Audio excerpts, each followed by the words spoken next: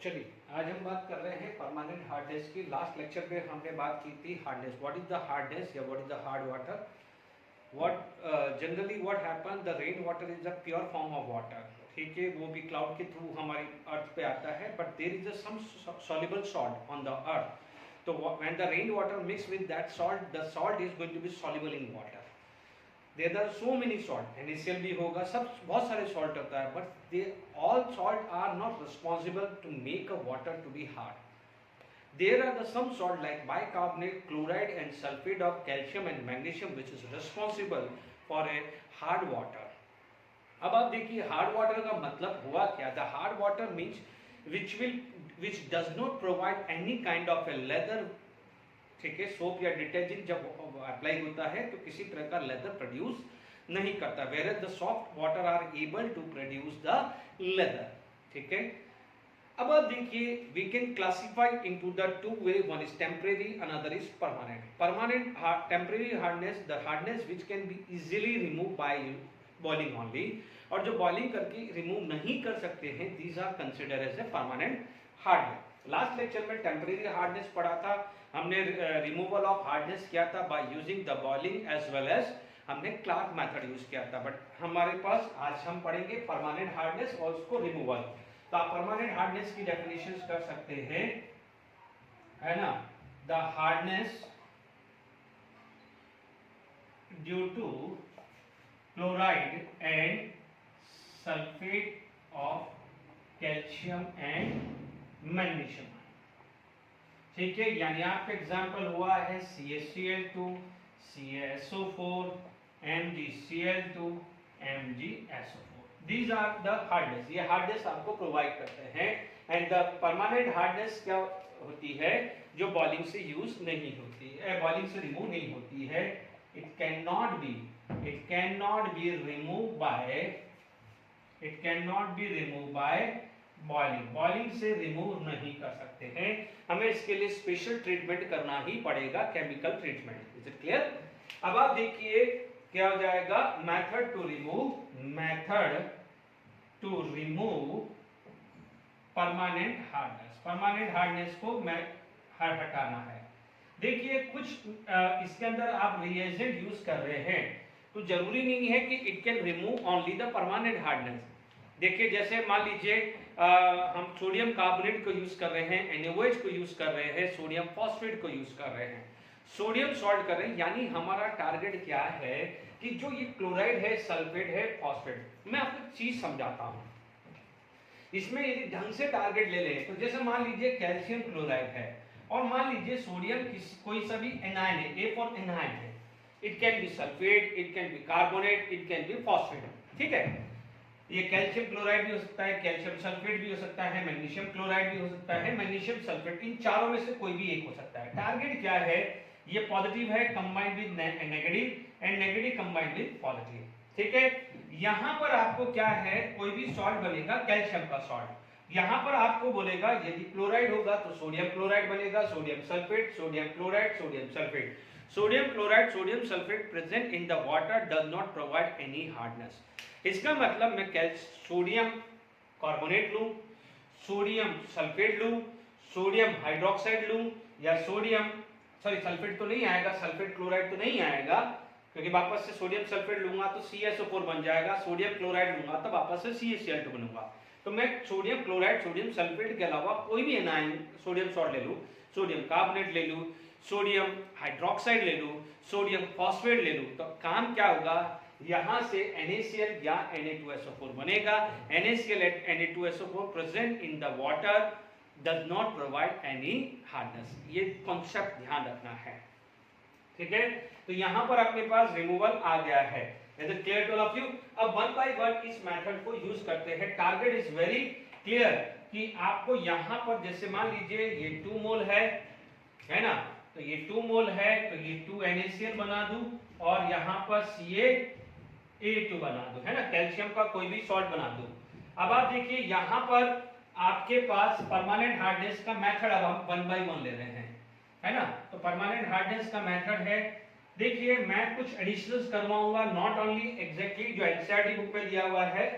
ठीक है, तो अब आप देखिए यहाँ पर सबसे पहले यहाँ पर मेरे पास 3 रिएजेंट है, केमिकली मेथड कर लेता हूँ। सबसे पहला जो मेथड बताता हूँ मैं करूंगा एडिशन ऑफ सोडियम कार्बन, या मैं एडिशन न लिख के कर देता हूँ, फटाफट से लिख देता हूँ विद Na2CO3। ठीक है, विद Na2CO3।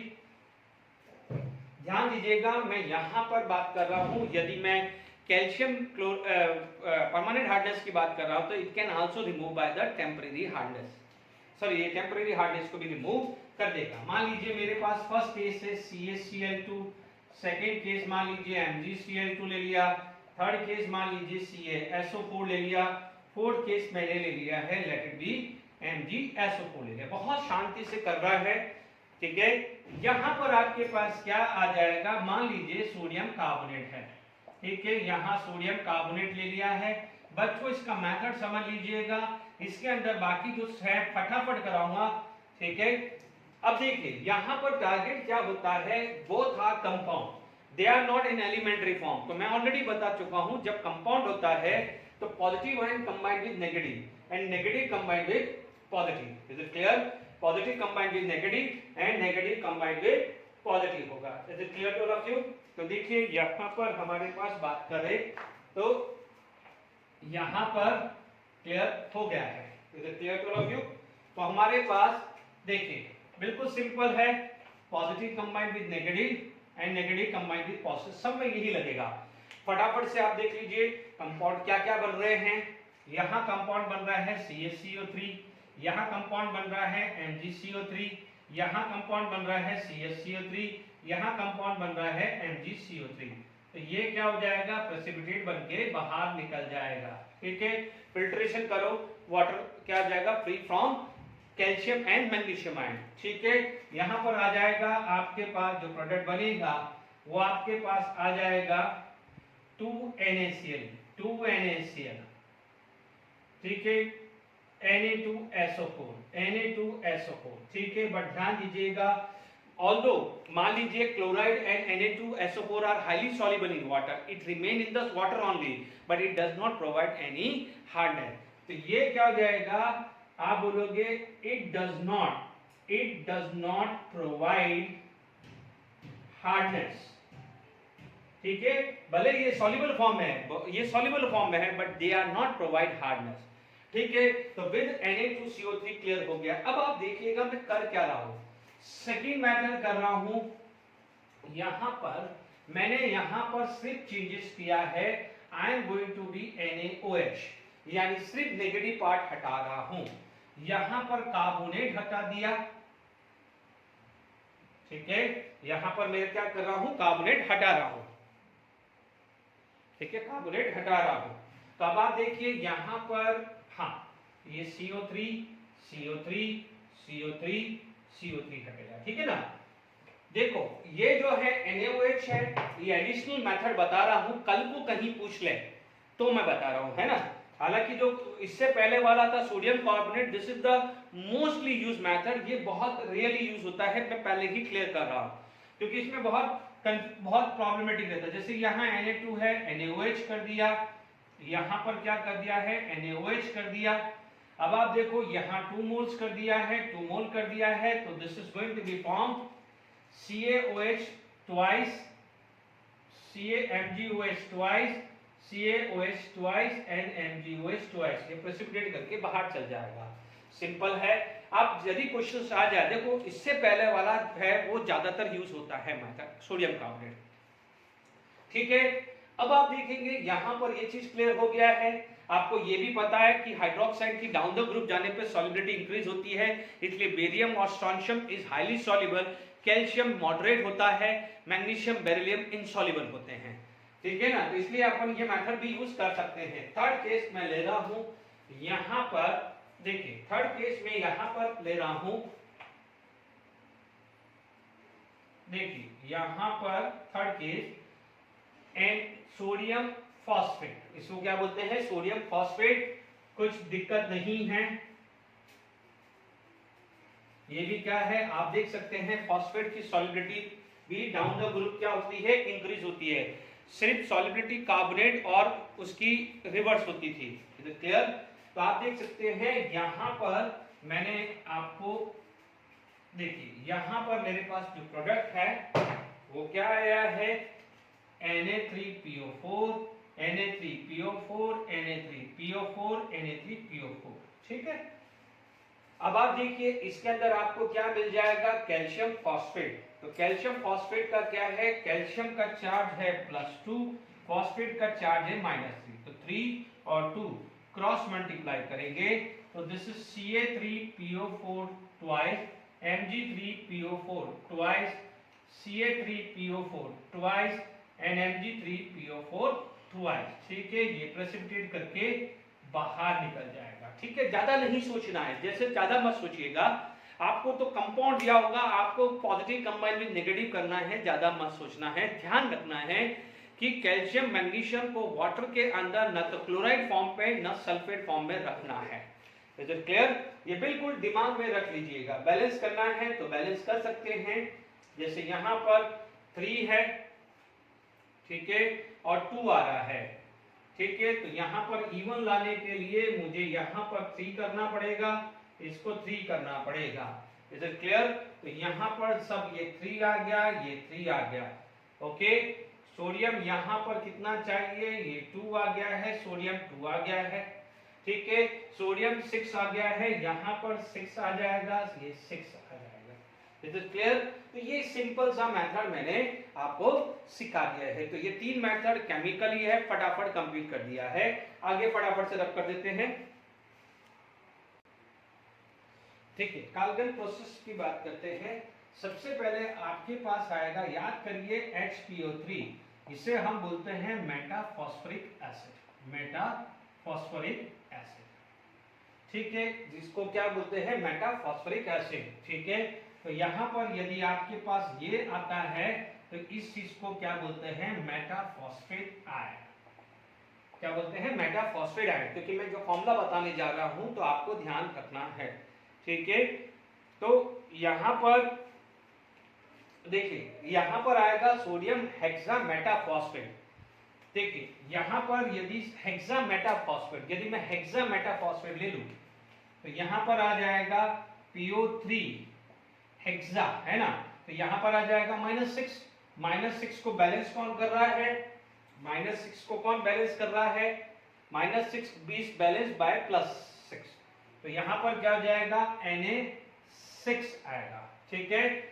Na6PO3 6। अभी एक जनरल फॉर्मूला लिख रहा हूं, इसे क्या बोलते हैं कि सोडियम हेक्सामेटाफॉस्फेट, डन, ठीक है। मेटाफॉस्फेट क्या होता है, फॉस्फोरिक एसिड, मेटाफॉस्फोरिक एसिड क्या होता है, ये क्लियर हुआ है, -1 -6 इज बैलेंस बाय +6, ठीक है। तो इसका जो फॉर्मूला है इसे क्या बोला जाता है, commercially it is known as Calgon, commercially it is known as Calgon, ठीक है। This is molecular formula of carbon, empirical formula कभी कंफ्यूज करने के लिए पूछ ले तो ये क्या हो जाएगा, NaPO3, this is the empirical formula of carbon, क्योंकि 6 6 1:1 आया, कभी पूछ ले तो आप ध्यान दीजिएगा, डन। इसका जो तरीका है, द फॉर्मूला जो है उसका ये होता है Na2, यहां पर बात करें तो Na4PO3 6 आएगा, ठीक है। तो this is the formula to write Na2PO6 आ जाता है। Is it clear to all of you? यहां तक कोई दिक्कत किसी बच्चों को? ओके, आई होप यहां तक समझ में आ गया है, ठीक है। अब देखिए यहां पर क्या होता है कि इधर ये चीज समझ में आ गई आपको, ओके। तो आई होप ये प्रॉब्लम आपके पास क्या है, देखिए इसको आप ऐसा लिख सकते हैं, यदि इसका एक्वस सॉल्यूशन है तो आप बोलोगे 2Na+ और Na2PO3 6 है ना, 2- लिख सकते हो, ठीक है। तो आप ये भी तरीके से लिख सकते हैं। मान लीजिए अब आपके पास क्या है, सॉल्ट ले लिए हैं, ठीक है। आप कुछ भी सॉल्ट ले सकते हैं, यहाँ पर कैल्शियम क्लोराइड ले सकते हैं, कैल्शियम सल्फेट, कैल्शियम फॉस्फेट, कुछ भी आप ले सकते हैं। तो देखिए यहाँ पर आपके पास जो सॉल्ट आया, लेट इट बी, आपके पास आ गया है फर्स्ट CaCl2, सेकेंड मान लीजिए आ गया है MgCl2, थर्ड मान लीजिए आपके पास आ गया है CaSO4, फोर्थ क्या आ जाएगा आपके पास आ गया है MgSO4। ध्यान दीजिएगा कि these are present in the water। अब आप देखिए यहां पर होता क्या है रिएक्शन, ठीक है, मैं आपको पूरा एक चीज समझा देता हूं। Na2 Na4PO3 6, ठीक है।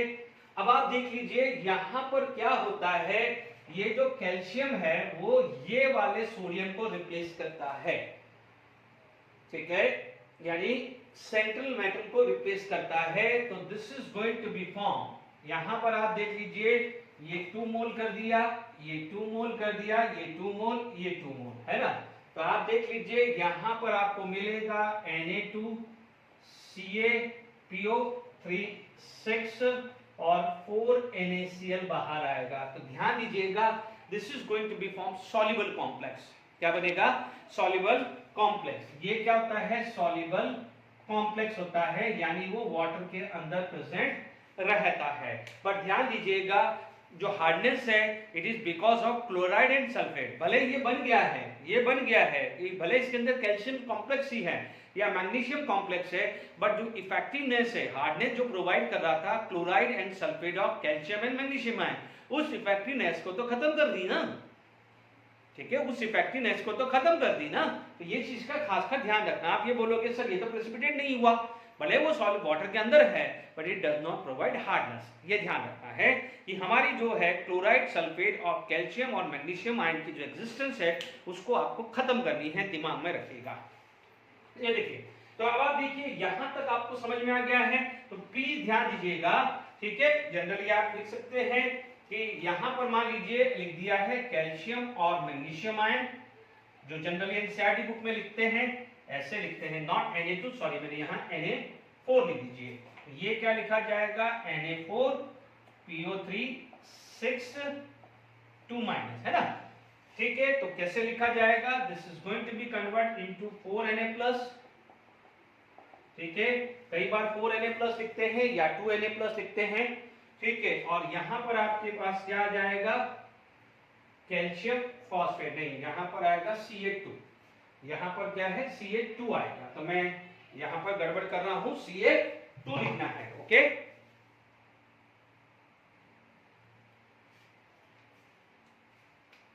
Ca2, है ना। तो अब आप देख लीजिए यहां पर भी क्या हो जाएगा? यहां आ जाएगा Na2Mg2PO3 6, है ना। अब आप देखिए यहां पर 4Na+ आ गया है, तो यहां पर आपके पास जैसे 2 कैल्शियम आयन, तो this is going to be form Ca2PO3 6 2 minus. दो तरीके हैं, इसको आप दो तरीके से लिख सकते हैं। देखिए एक तो ये हुआ है, दूसरा क्या है? देखिए यहां पर कैल्शियम होगा तो Ca2 आएगा, मैग्नीशियम आएगा तो Mg2 आएगा। जैसे यहां पर मैग्नीशियम ये लिख दिया मैंने, ये लिख दिया, है ना। दूसरा भी होता है कि मान लीजिए आपने लिमिटेड क्वांटिटी रही, यदि कम क्वांटिटी है, तो यहां पर क्या होगा कि ये भी बन सकता है, दोनों तरीके हैं। ये भी बन सकता है कि 2Na+, और यहां पर क्या आ जाएगा कि Na2CaPO3 6 2 माइनस, है ना। इससे दो ही, एक कैल्शियम 2Na+ को रिप्लेस करे, और यदि मैग्नीशियम आयन आए तो MgPO3 6, दोनों पॉसिबिलिटी है, ठीक है ना। अब आप देखो यहां पर जो Na निकल रहा है वो NaCl बना रहा है, NaCl बना रहा है, NaCl बना रहा है, Na2SO4 बना रहा है, Na2SO4 बना रहा है। तो आप रख सकते हैं, ये मेन रिएक्शंस लिख सकते हैं, दोनों पॉसिबिलिटी है, या तो चारों के चारों Na+ निकल सकता है, या 2Na+, because 1 calcium ion replace 2Na+ ion, तो 2 calcium ion will replace 4Na+ ion। दोनों पॉसिबिलिटी है, क्योंकि आप एक चीज सोच लीजिए, अंदर सॉल्यूशन में जाके हमें क्या पता चल रहा है वहां पर कि भाई कौन सा बना है, ये बना है या ये बना है। पर इतना समझ में आ गया है कि कैल्शियम क्लोराइड नहीं रहा, कैल्शियम सल्फेट नहीं रहा, मैग्नीशियम क्लोराइड नहीं रहा, मैग्नीशियम सल्फेट नहीं रहा। हम ये बोलेंगे कि इसके अंदर सॉल्युबल कॉम्प्लेक्स बना है। It can be like this और इट कैन बी लाइक 10 बनेगा। बात ध्यान रखना है, इतना सोच लेना है। नो डाउट एनसीईआरटी में यदि आप बात करें तो एनसीईआरटी में ये बोला जाता है, तो कोई बात नहीं, जब एग्जाम है तो आप ये ही कंसीडर करिए, but this can be possible. Is it clear to all of you? ये ध्यान रखना है, ठीक है। आप भले एनसीईआरटी के हिसाब से आप ये लिख सकते हैं, ठीक है, ये बना दिया है मैंने, एनसीईआरटी के हिसाब से ये रिएक्शंस आ गई है, बट आप यदि कहीं पढ़ रहे हैं और ये रिएक्शंस मिलती है तो आप प्लीज कंफ्यूज नहीं होना है। इसीलिए मेरा टारगेट है, क्योंकि बच्चे लोग डिफरेंट रेफरेंस बुक करते हैं, तो क्या पता किसमें क्या लिखा हुआ हो, तो मेरा काम यह है आपको पूरी तरह से बताना, क्योंकि इस मेथड का फर्क इतना ही है कि chloride sulphate of calcium magnesium को खत्म कर देने का, और कुछ नहीं है, ठीक है। यहाँ पर बाय प्रोडक्ट सेम ही आने वाला है, ठीक है। अब आप इसमें लिख सकते हो, यहाँ Na2SO4 आ जाएगा 2 मोल, और ये 2Na2SO4 आ जाएगा, यहाँ आ जाएगा Na2Ca2PO3 6, यहाँ पर आ जाएगा Na2Mg2PO3 6 आएगा। Is it clear to all of you? ठीक है, यहाँ तक आपने आ गया है, यानी 1 कैल्शियम आयन रिप्लेस 2Na+ या 2 कैल्शियम आयन रिप्लेस 4Na+, दोनों पॉसिबिलिटी है, ये ध्यान रखना, इसलिए मैंने दोनों बता रहा हूं, ठीक है।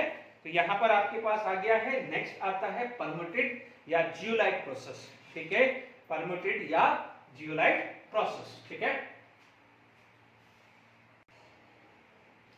ठीक है, जियोलाइट परमिटेड प्रोसेस, जियोलाइट और परमिटेड एक ही नाम है, and which is also known as ion exchange method, ठीक है। आप लोग बात करते हैं, सबसे पहले बात करते हैं जियोलाइट या परमिटेड होता क्या है, परमिटेड है ना, परम्यूटाइड। देखिए यहाँ पर आपके पास बात करें तो जब जियोलाइट या परमिटेड प्रोसेस की हम बात करें, इज इट क्लियर? तो यहाँ पर हमारे पास जियोलाइट या परमिटेड की बात करें तो होता क्या है, देखिए आप देखेंगे silica, this is the structure of silica, ठीक है, ये सिलिका का स्ट्रक्चर है, जैसे मान लीजिए SiO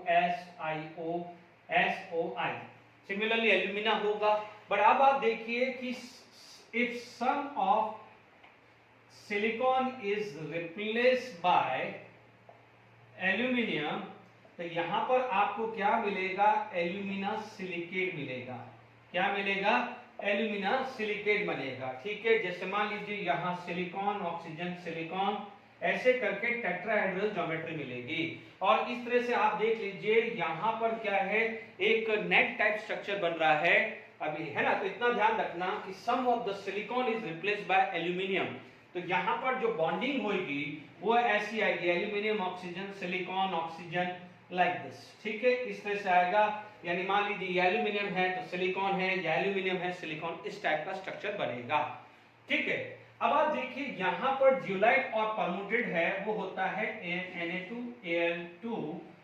Si2O8.XS2, यानी this is known as hydrated form of aluminium silicate, ठीक है। अब यानी आप इसको क्या बोल सकते हैं, Na2Al2Si2O8.XS2, ठीक है, इसको क्या बोल सकते हैं, हाइड्रेटेड जियोलाइट, इसे क्या बोलते हैं, हाइड्रेटेड जियोलाइट, ठीक है, ये क्लियर हो गया है। अब आप देखो इसका एम्पिरिकल फॉर्मूला बनाना है, तो यू कैन राइट AnLSiO4, ये भी आप इसका एम्पिरिकल फॉर्मूला बना सकते हैं, this is the molecular formula, तो this is known as empirical formula, is it clear?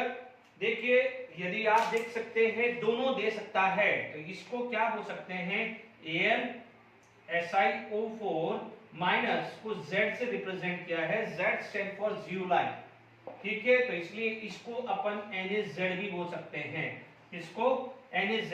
कई बार यदि आप ये चीज का ध्यान रखना है, कई बार इंपेरिकल फॉर्मूला से भी आ सकता है क्वेश्चन, या मॉलिक्यूलर फॉर्मूला से भी आ सकता है, ये ध्यान रखना है। Is it clear to all of you? अब देखिए यहाँ पर हमारे पास ये आपके पास क्वेश्चन NaZ आ गया है, यानी Z stand for negative part, है ना, एल्यूमिना सिलिकेट, इसे क्या बोलते हैं, एल्यूमिना सिलिकेट बोलते हैं, ठीक है। मैं दोनों से बता देता हूं, NaZ,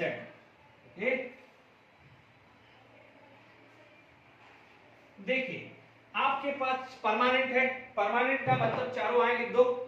अब देख लीजिए, मान लीजिए आपके पास आ गया है calcium chloride, calcium sulphate, magnesium chloride, magnesium sulphate, चारों लिख दिया बच्चों। मैं जान करके चारों लिख रहा हूं क्योंकि आपकी प्रैक्टिस हो जाएगी।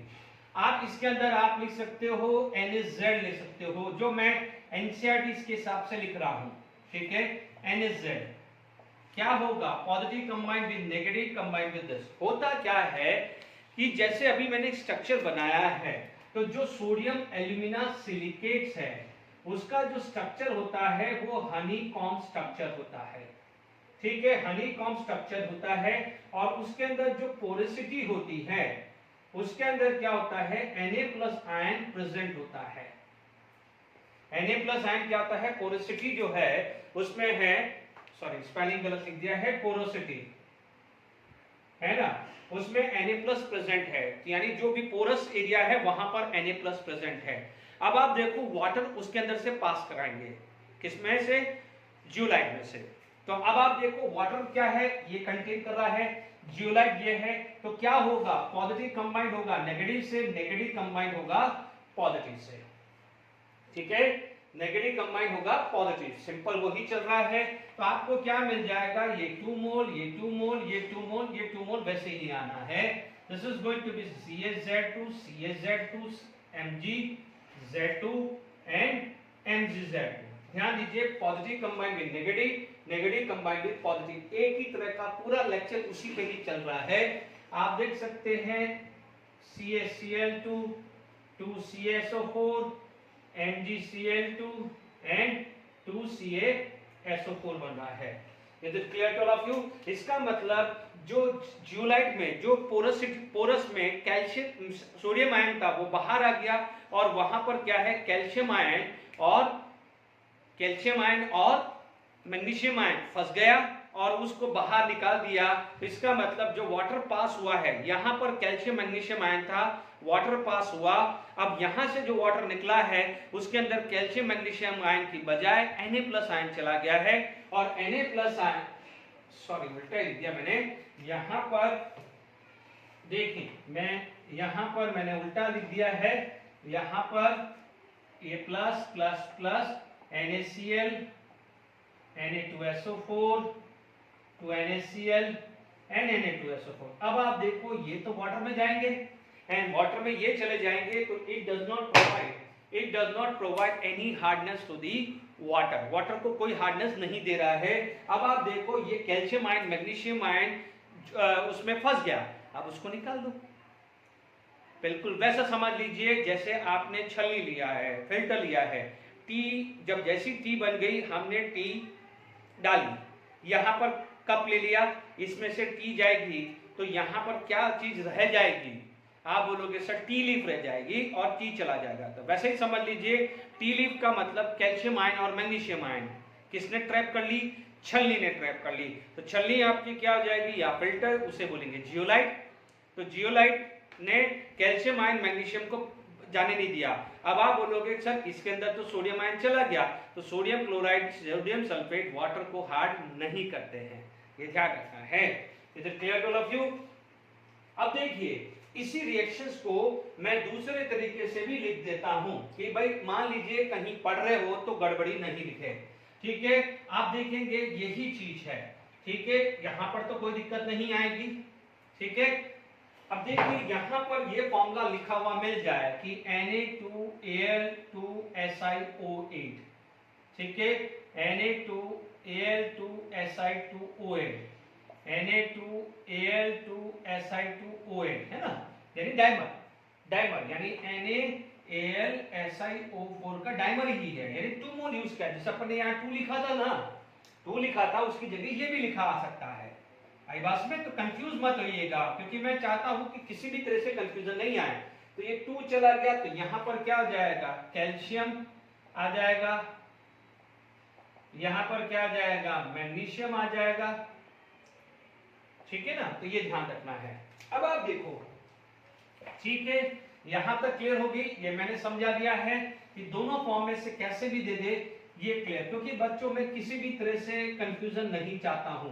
नो डाउट अभी भी मैं आपको बोल रहा हूं कि वही रिएक्शन दिमाग में रखना है जिस तरीके से एनसीईआरटी में दी हुई है, क्योंकि मानेगा वो एनसीईआरटी की, बट क्योंकि क्या है कोई रेफरेंस बुक कर रहे हो, गड़बड़ी नहीं हो, इसीलिए थोड़ा सा मैंने बताया है। अब आप देखिए क्या होता है कि छलनी के ऊपर आपने टी लीफ ले ली, क्या छलनी को फेंक देते हो?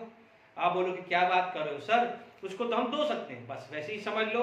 अभी आपने क्या करा है, जियोलाइट में क्या ट्रैप किया है, कैल्शियम मैग्नीशियम आयन, तो मान लीजिए आप क्या कर सकते हो, रीयूज कर सकते हो। क्या यूज कर सकते हो? रीयूज कर सकते हो। आप उसका कोई भी सॉल्ट ले सकते हो। Is it clear to all of you? तो आप देख लीजिए, जैसे मान लीजिए मेरे पास CaCH2 था, तो मैंने कोई भी सोडियम का सॉल्ट ले लिया, बट क्लोराइड और सल्फेट मत लीजिएगा। या मान लीजिए MgZ2 फॉर्म में है, तो मैंने कोई भी सोडियम का सॉल्ट ले लिया है, तो आपको क्या मिल जाएगा, 2NaZ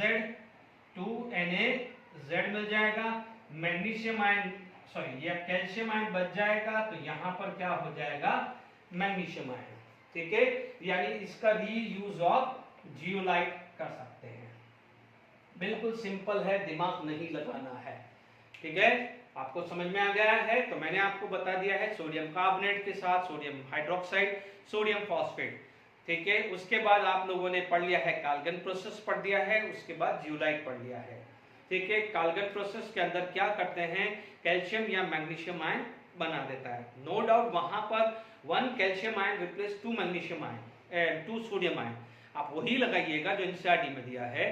बट फिर भी मैंने बता दिया है, कहीं आप ऑप्शन में, जैसे मान लीजिए आप जेडब्ल्यू में ऑप्शन में ऐसा आ जाए कि Ca2 अंदर दे दे, तो फिर वहां कंफ्यूजन ना आ जाए, इसीलिए मैं चांसेस नहीं ले रहा हूं। It can be 1 calcium ion can replace 2 sodium ion, या 2 calcium ion can replace 4 sodium ion. Both the case is possible. Make sure. ठीक है, तो यहाँ पर भी क्लियर हो गया है। फटाफट से नेक्स्ट करते हैं एक्सचेंज सिंथेटिक रेजिन, जिसमें कैटायन एक्सचेंज या एनायन एक्सचेंज कर सकते हैं। ठीक है, ठीक है, तो कैटायन एक्सचेंज रेजिन है जनरली आजकल जो now day it is prefer over the zeolite. ठीक है, यहां पर क्या हो जाएगा, यहां पर प्रीफर ओवर जियोलाइट मेथड। ठीक है, ये ध्यान रखिएगा, पहली बात तो यह है। अब आप देखो इसके अंदर क्या है, कैटायन एक्सचेंज रेजिन है, यानी कैटायन एक्सचेंज रेजिन की बात करें तो क्या होता है, RSO3H, this is known as sulphonic acid. क्या होगा, sulphonic acid. Sulfonic acid when treated with NaCl are going to be formed RSO3Na plus HCl। हालांकि इसको अपन ऐसे लिख सकते हैं, RNA लिख सकते हैं, यानी ये एक ग्रुप है, यानी ये पूरा का पूरा ग्रुप है, यानी इसको माइनस ये प्लस ले लिया, ये माइनस प्लस लिख दिया। You can write like this also, तो इसलिए कोई वरी मत होइएगा, है ना। यानी हाइड्रोजन निकला है, तो सबसे पहले ये क्या बन गया है, RNA बन गया है। ठीक है, तो पहला स्टेप क्लियर हुआ। सेकंड स्टेप, अब मान लीजिए ये एक रेजिन की तरह है, सिंथेटिक रेजिन की तरह है, जैसे अभी अपन ने क्या है छलनी पढ़ा था, वैसा ही समझ लीजिए। ठीक है, जियोलाइट जैसा ही है, कोई ज्यादा फर्क नहीं है। पर इसके अंदर क्या होगा, जैसे ये तैयार हो गया है RNA, चीजों को समझिएगा, RNA प्लस। ठीक है, अब आप देखो RNA प्लस, इसके अंदर मान लीजिए कैल्शियम क्लोराइड है, कैल्शियम सल्फेट है, मैग्नीशियम क्लोराइड है या मैग्नीशियम सल्फेट है। ठीक है, अब आप देखो यहां पर क्या होगा, this is going to be combined with this and sodium is going to be combined with this, positive combined with negative, negative combined with positive. तो ये 2 RNA आ गया है, तो आपके पास क्या हो जाएगा, R2Ca और R2Mg, यानी यहां पर फर्स्ट टू में बन जाएगा R2Ca, थर्ड और फोर्थ में क्या बन जाएगा, R2Mg। इधर क्या हो जाएगा, बाय प्रोडक्ट आपके पास 2NaCl आएगा या Na2SO4 आएगा। तो ये कंप्लीट कर लीजिएगा, ये चारों रिएक्शंस कंप्लीट कर लीजिएगा। ठीक है, यही चीज चलता रहा है, बार बार मैं नहीं लिखूंगा, समझ में आ गया। यानी कैल्शियम आयन या मैग्नीशियम आयन है, इसके अंदर आप वो भी ले सकते हैं, दूसरे आयन भी ले सकते हैं। तो ये मेथड क्लियर हो गया है। ठीक है, तो बिल्कुल सिंपल है, जैसे अभी अपन ने क्या पढ़ा था, NaZ NaZ पढ़ा था तो CaZ2 आया था, MgZ2 आया था, वैसे ही समझ लीजिएगा, ठीक है। वहां पर ये R है, इस तरह से लिख दो या इस तरह से लिख दो, एक ही बात है, ठीक है। अब देखिए यहां पर आप बात करते हैं, अब यहां पर हुआ क्या, जैसे आपको ने पढ़ा था कि सोडियम आयन पोरसिटी में था, वो वाटर के साथ चला गया और सिंथेटिक रेजिन हो या जियोलाइट है, उसने कैल्शियम और मैग्नीशियम आयन को ट्रैप करके रख दिया। कैल्शियम आयन और मैग्नीशियम आयन को क्या कर दिया, उसने ट्रैप करके रख दिया, उसको जाने नहीं दिया। अब now the water is going with Na+ चला भी गया वाटर के साथ, NaCl या Na2SO4, it does not provide the hardness to the water. बिल्कुल सिंपल है, एक ही चीज चलती जा रही है। अब मान लीजिए रीयूज ऑफ रेजिन, क्या बना था, अभी रीयूज करना है तो वापस से आप बना सकते हैं। जैसे मान लीजिए R2Ca है, कोई भी सोडियम सॉल्ट डाल दीजिए, या मान लीजिए R2Mg है तो कोई भी सोडियम सॉल्ट डाल दीजिए, वापस से क्या बन जाएगा 2RNA और Mg2+ या Ca2+ चला जाएगा, ठीक है। यहां पर आप कुछ भी बना दीजिए, क्योंकि देखिए सिंपल सी बात है, जब आप टी फिल्टर कर रहे थे तब आपने किया, हटा दिया, उससे टी को तो फर्क नहीं पड़ेगा, जो छलनी था उसको आपने धो दिया और वापस से नेक्स्ट डे के लिए यूज कर दिया या थोड़ी देर बाद के लिए यूज किया, वैसा ही हुआ है। ये रेजिन था, उसके अंदर कैल्शियम मैग्नीशियम ट्रैप था, तो वो वाटर तो चला गया। अब जो कैल्शियम मैग्नीशियम है उसके अंदर क्या जाएगा, यूज कर लीजिए, नेक्स्ट के लिए तैयार हो जाइए। जैसे ये मार्कर है, आज मान लीजिए मैंने यहाँ यूज किया, ठीक है, इंक खत्म हो गई, वापस से क्या हो जाएगा, नेक्स्ट डे के लिए मैं इंक भर दूंगा तो वो नेक्स्ट के लिए हो जाएगा ना, तो उसको क्या बोलूंगा, रिफिलिंग या रीयूज। ऐसा थोड़ी है कि मार्कर खत्म हुआ तो फेंक दिया, नेक्स्ट न्यू मार्कर लिया। तो आप क्या कर सकते हो, इस मार्कर को इंक भर के रीयूज कर सकते हो। तो यहाँ पर इंक क्या हुई, सोडियम आयन, इंक क्या हुई, सोडियम आयन, तो यानी इस रेजिन के अंदर सोडियम आयन भर दो, नेक्स्ट प्रोसेस के लिए यूज कर लो। आई बात में आपको, तो ये क्या जाता है, आपका कैटायन एक्सचेंज मेथड हुआ है, मैं बिल्कुल सिस्टमैटिक बता रहा हूं। अब यहां पर एक एनायन एक्सचेंज भी होता है, ठीक है। एनायन एक्सचेंज जब आप करते हैं बी, ठीक है, आप इसको क्या बोलते हैं, एनायन एक्सचेंज। एनायन एक्सचेंज के अंदर क्या होता है, RNH3 plus water are going to be formed RNH4 plus OH minus, ठीक है, RNH4 plus OH minus बनता है, ठीक है, ठीक है। RNH2 आएगा क्योंकि NH3 तो अमोनिया हो जाएगा, just like is ammonia, RNH2 plus this, इसे अपन क्या बोल सकते हैं, अमाइन, क्या बोल सकते हैं, प्राइमरी अमाइन। अभी सिर्फ लिख लीजिए, जब ऑर्गेनिक आएगी तो प्राइमरी सेकेंडरी टर्सरी अमाइन समझेंगे, ठीक है। ये बना। अब आप देखो ये रेजिन तैयार हो गया, दिस इज एनायनिक रेजिन। तो पहला केस क्लियर हो गया है, RNH3 प्लस OH माइनस, ठीक है। अब मान लीजिए कोई भी ले लीजिए, कैल्शियम क्लोराइड ले लीजिए, calcium sulphate, magnesium chloride, magnesium sulphate, calcium carbonate, कुछ भी ले लीजिए, वाटर के अंदर कुछ भी है, मान लीजिए यहां पर क्लोराइड आ सकता है, ठीक है। तो आप क्या बोलोगे, यहां पर क्या बन जाएगा, RNH3 plus Cl minus, OH minus बाहर आ गया, ठीक है ना, OH माइनस बाहर आ गया। मान लीजिए यहां पर सल्फेट आयन हुआ, तो आप क्या बोलोगे, RNH3 प्लस सल्फेट आयन हुआ, ठीक है। मान लीजिए 2 टाइम बैलेंस कर दीजिएगा, जैसे ये हुआ RNH3 plus OH minus twice, है ना। जैसे मान लीजिए अभी अपन ने पढ़ा ना कैल्शियम क्लोराइड या कैल्शियम सल्फेट है, तो आप ये बोलोगे यहाँ पर ट्वाइस हो जाएगा, यहाँ 2H माइनस आ गया। मान लीजिए कार्बोनेट है, तो मान लीजिए कार्बोनेट अंदर प्रेजेंट है, तो ये भी RNH3 plus OH minus twice, यहाँ जाएगा कार्बोनेट आयन, तो यहाँ आएगा RNH3 plus twice CO3 2 minus, तो 2OH माइनस बाहर आ गया। तो आप देख लीजिए, इससे पहले Na प्लस बाहर आ रहा था, Na प्लस बाहर आ रहा था, कैल्शियम आयन और मैग्नीशियम आयन ट्रैप हो रहा था। अब आप देख लीजिए यहाँ पर कैल्शियम हाइड्रोक्साइड हो, या यहाँ पर भी कैल्शियम हाइड्रोक्साइड बनेगा, या मैग्नीशियम हाइड्रोक्साइड मैग्नीशियम हाइड्रोक्साइड बनेगा। दोनों क्या होते हैं, इनसॉल्युबल होते हैं, प्रेसिपिटेट हुआ फिल्टर करके बाहर कर सकते हैं, ठीक है। दूसरा तरीका और है कि मान लीजिए ये चीज को समझिएगा। अब आप देखो ये तो एनायन एक्सचेंज बात हो गया है। अब आप देखो इस पे बहुत इंपॉर्टेंट है, यानी क्या हो जाएगा, आपको क्या हो जाएगा, मान लीजिए प्रिपरेशंस करना है, प्रिपरेशन ऑफ डीमिनरलाइज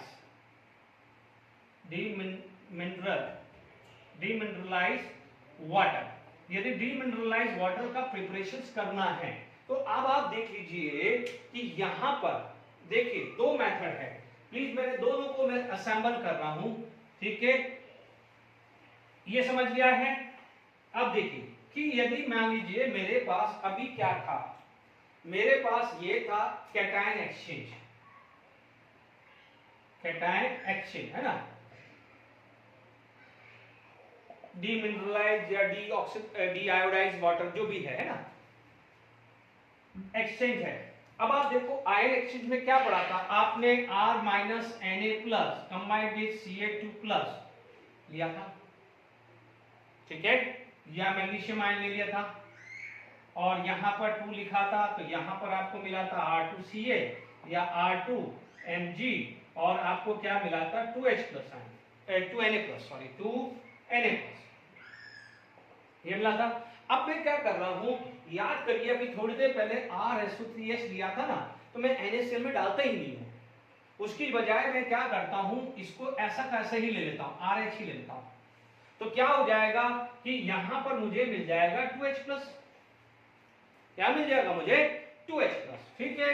यानी पहले मैंने क्या करा है, कैटायन एक्सचेंज कर दिया है, इंस्टेड ऑफ RNA RH ही रखा, यानी RSO3H ही रखा, सल्फोनिक एसिड ही रखा, मैंने कोई चेंज नहीं किया है।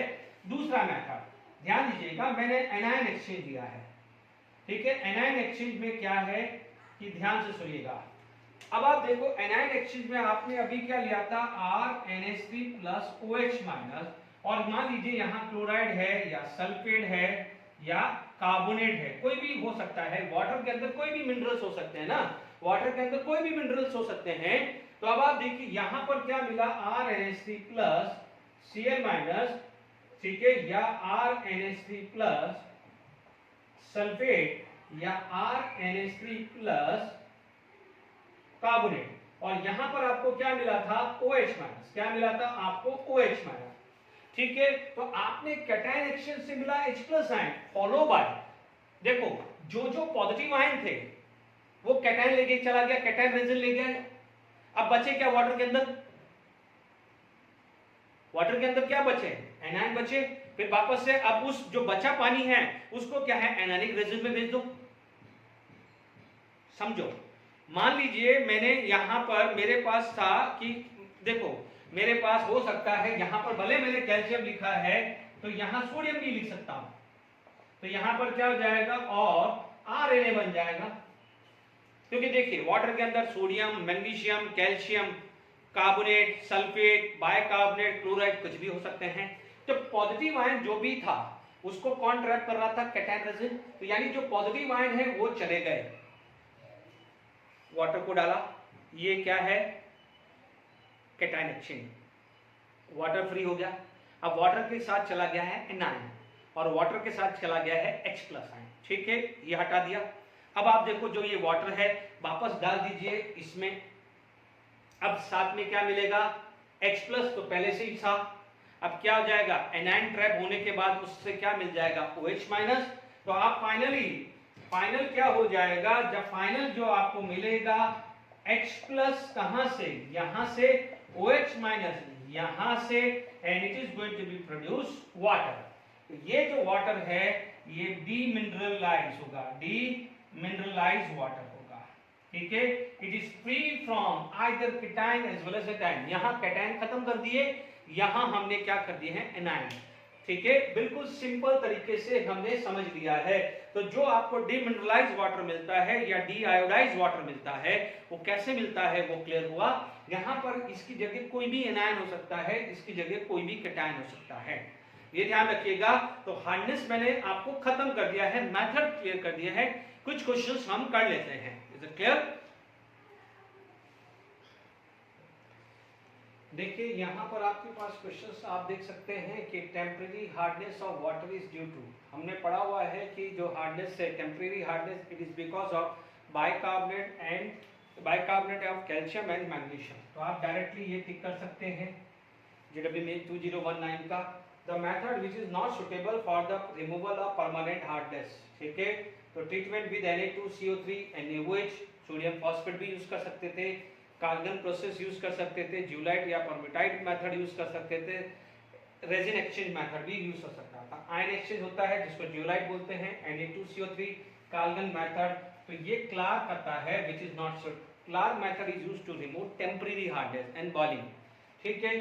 ये सिंपल क्वेश्चन था JEE मेंस का जो है। एक आध क्वेश्चन और था बट वो दूसरे जो है एस ब्लॉक के साथ में था, तो वो हम एस ब्लॉक में ही डिस्कस करेंगे। अब आप देखो CO प्लस H2, 4 ऑप्शन थे बट मैंने उसको ऑप्शंस नहीं लिखे, मैं directly match the following. CO plus H2 को सिंक गैस, सिंथेटिक गैस बोलते हैं। Temporary hardness is because of carbonate and this is known as electron deficient hydride. And अब बचा क्या, H2O2 इज नॉन प्लेनर। हालांकि अपन ने ये भी पढ़ा हुआ है कि H2O2 का स्ट्रक्चर ये आता है, this is the structure of H2O2। तो डेफिनेटली क्या है, नॉन प्लेनर। यानी आप पढ़ सकते हैं जैसे लैपटॉप है, लैपटॉप की तरह है। आप देखेंगे यहाँ पर यदि ये स्ट्रक्चर आप देखेंगे तो इस टाइप का स्ट्रक्चर आता है H2O2 का, ठीक है। H2O2 can just like this one, okay.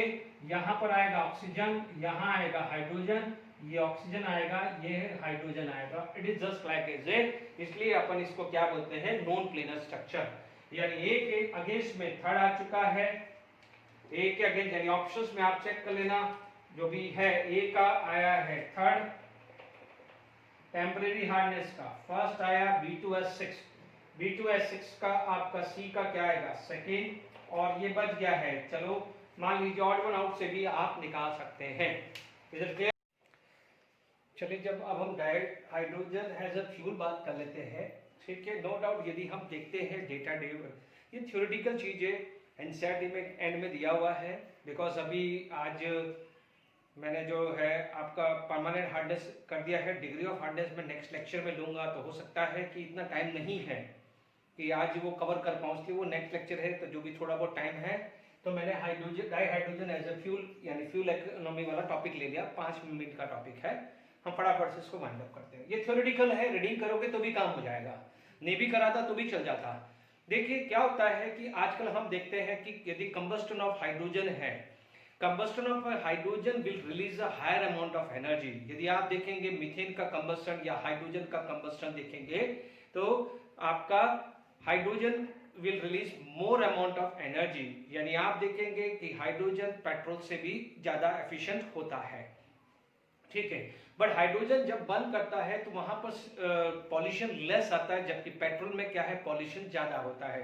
Hydrogen के लिए एक डिसएडवांटेज होता है डाई नाइट्रोजन, क्योंकि हाइड्रोजन के साथ डाई नाइट्रोजन यानी हाइड्रोजन के साथ नाइट्रोजन क्या होता है, एज ए इम्प्योरिटीज होती है। ये क्या होता है, एज ए इम्प्योरिटीज होती है।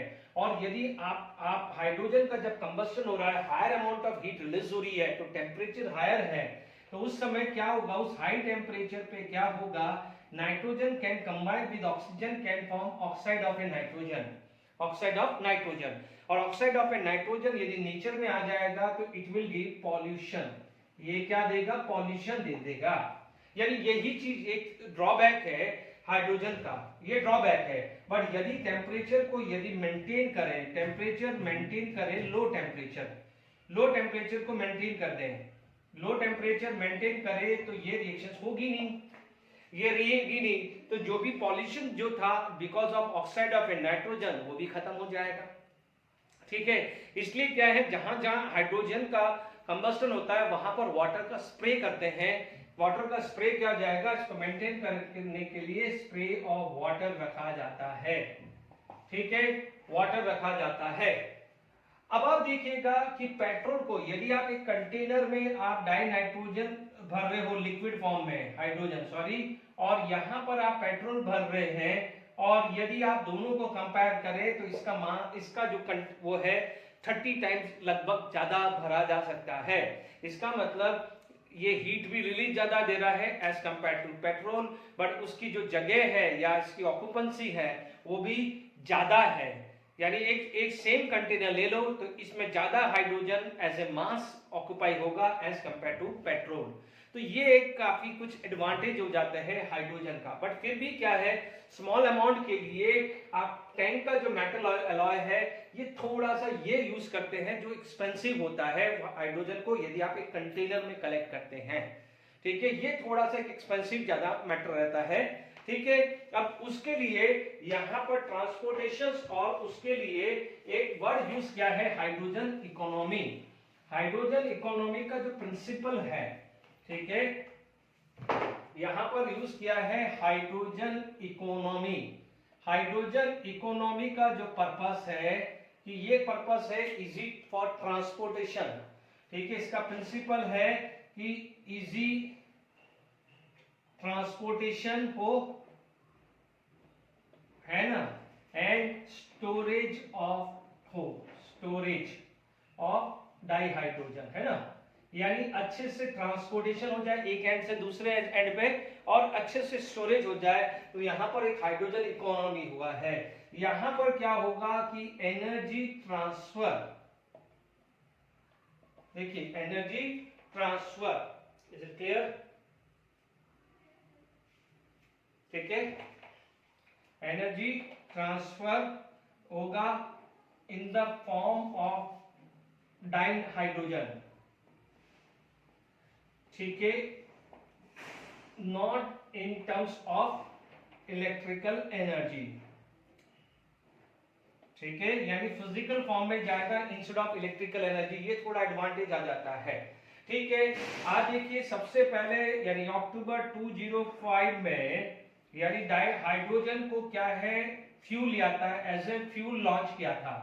ठीक है, जो भी इन स्पेस में क्या हो जाएगा, रॉकेट में क्या है, इसको एज ए फ्यूल लॉन्च किया था 2005 में।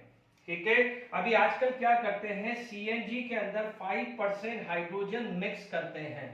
ठीक है, क्योंकि आपको पता है सीएनजी जो है, पेट्रोल क्या कर रहा है, पेट्रोल या डीजल क्या कर रहा है, पॉल्यूशन ज्यादा दे रहा है कंबस्शन के बाद। हम पढ़ रहे हैं तो ये हाइड्रोजन का कंबस्शन होगा तो जो भी नेचर में जो कार से या जो भी और व्हीकल से जो पॉल्यूशन बाहर आ रहा है वो इतना हमारे एयर को हार्मफुल नहीं होता है। जो भी नाइट्रोजन ऑक्साइड होता था उसके लिए हमने स्प्रे ऑफ वाटर रख दिया है। तो is it clear, CNG 5%, rocket space में hydrogen as a fuel, automobile fuel use किया था, as a automobile fuel use हुआ है। ठीक है, फिर यहां पर आप यूज कर सकते हैं fuel cell. Fuel cell hydrogen plus oxygen को मिला के फ्यूल सेल बनता है। फ्यूल सेल का काम क्या होता है, इलेक्ट्रिसिटी जनरेट करना। ठीक है, कई बार क्या होता है, हाइड्रोजन का ऑक्सीडेशन होता है, ऑक्सीजन का क्या होता है, रिडक्शन होता है, तो इसके अंदर डीमिनरलाइज्ड वाटर भी मिलता है। ठीक है, यानी ड्रिंकिंग पर्पस के लिए आप इसका यूज कर सकते हैं। तीसरा इसका बेनिफिट है कि इसका जो एफिशिएंसी जो है वो लगभग 75% है। किसकी एफिशिएंसी, हाइड्रोजन फ्यूल सेल की एफिशिएंसी 75% है। हमारे इंडिया में सबसे ज्यादा डिपेंडेंसी होती है कोल पे एफिशिएंसी आती है 40%, जबकि इसके एफिशिएंसी 75 to 80% होती है। यानी हाउ एफिशिएंट आर दिस। और सबसे बढ़िया चीज है कि ये पॉल्यूशन फ्री रहता है। मेन एडवांटेज क्या हो जाएगा, ये पॉल्यूशन फ्री रहता है, जबकि कोल यदि कंबस्टन होता है तो आपका नेचर में पॉल्यूशन क्या होता है। इस पे बेसिक क्वेश्चंस कर लेते हैं, फिर वाइंड अप करते हैं जेडब्ल्यू का। देखिए क्वेश्चंस जो है जो अभी हमने पढ़ा है, मैं आपको कह रहा हूं ये क्वेश्चंस करने से पहले एनसीईआरटी का जो टॉपिक है डाइनाइट्रोजन एज अ फ्यूल जरूर रीड करिए। इसीलिए मैंने लिया है कि correct statement among A to B about hydrogen as a fuel, it produces less pollution than hydrogen, ये करेक्ट स्टेटमेंट है। A cylinder of compressed hydrogen weight 30 times, ये भी राइट है। Hydrogen stored in this on the combustion of energy पर gram, ये आपका जो table है उससे ये डेटा लिया गया है, इसलिए वो टेबल भी जब एग्जाम से एक दिन पहले जरूर देख के जाना है। पर इतना ध्यान दीजिए, हम इतना तो पढ़ चुके हैं कि हाइड्रोजन पर ग्राम ज्यादा एनर्जी रिलीज करता है, पर यहाँ पर दिया है 50 और 142। यदि ये उल्टा होता तो राइट होता, तो दिस इज रॉन्ग स्टेटमेंट। तो आपका करेक्ट स्टेटमेंट क्या है, ABC। हाइड्रोजन पर ग्राम हाइड्रोजन 142 है, ये 50। फिर भी हमारे को पता है hydrogen as a fuel cell ले रहे हैं, तो हाइड्रोजन पर ग्राम सबसे ज्यादा एनर्जी रिलीज कर रहा होगा। Is it clear to all of you? तो यहाँ पर आपके पास क्या हो जाएगा, ये आएगा, ठीक है। तो यानी आप मान लीजिए 1 ग्राम के अंदर ये 142 आया, ठीक है। तो यहाँ पर क्या हो जाएगा, यदि मैं 1 मोल लूंगा तो भी लगभग 142 रहेगा, या सॉरी 1 मोल का मतलब क्या हो जाएगा, ये इतना मल्टीप्लाई होगा, जबकि ये कितना हो जाएगा एलपीजी में, ठीक है। 1 मोल का मतलब देखो 1 ग्राम में 50 है, तो 1 मोल में उसका मास ज्यादा हो जाता है। एलपीजी में मोस्टली ब्यूटेन होता है, ठीक है। ब्यूटेन का आपके पास क्या हो जाएगा, C4H10 हुआ, तो कितना हुआ 48 इंटू 10 प्लस 10 58। तो जब यदि 1 मोल निकाले, जैसे देखिए 1 ग्राम है तो 50 है, तो 1 मोल है तो ये आ जाएगा 50 इंटू 58, तो 1 मोल में ज्यादा हो जाएगा, 1 मोल में एलपीजी ज्यादा हो जाएगा। क्लियर? तो ये चीज का खासकर ध्यान रखना है। तो ये सीधा एनसीईआरटी से ऊपर जाना ही नहीं है, रीडिंग एनसीईआरटी करना, कुछ ज्यादा सोचना नहीं है, ठीक है। आज का ये लेक्चर खत्म हो गया है। नेक्स्ट लेक्चर में हम बात करेंगे डिग्री ऑफ हार्डनेस, क्योंकि आज इतना छोटा सेक्शन के अंदर डिग्री ऑफ हार्डनेस कवर नहीं हो सकता, पूरा लेक्चर लेना पड़ेगा उस पर डिफरेंट न्यूमेरिकल्स के लिए। Till then enjoy, thank you very much.